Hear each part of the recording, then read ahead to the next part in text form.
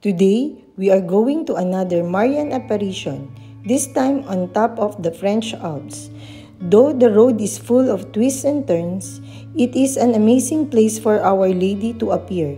It is so breathtaking that everywhere you turn, you can view the entire chain of Alps situated in the parish of La Salette.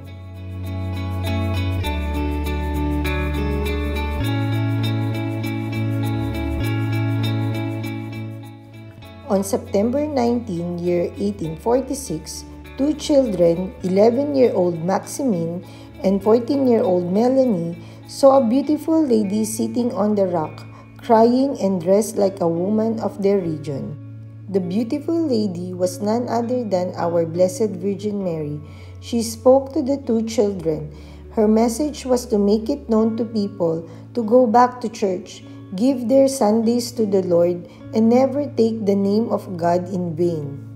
Since the day of the apparition, the water of the spring has never ceased to flow. The water of the spring passes by the feet of the Weeping Mother.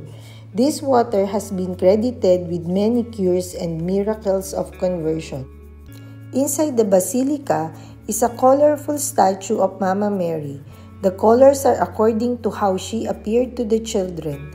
The long big chain on Our Lady's shoulder symbolizes our sins. She is atoning for our sins. The crucifix on her chest has two things on either side, a hammer and a plier. It symbolizes our choice if we will continue to pound nails on Jesus or whether we choose a plier to pull out a nail from him.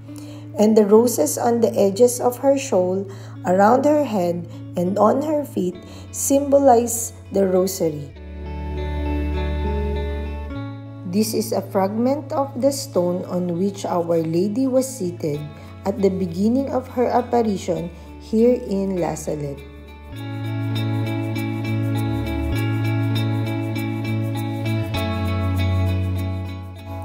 Our Lady of La Salette, pray for us.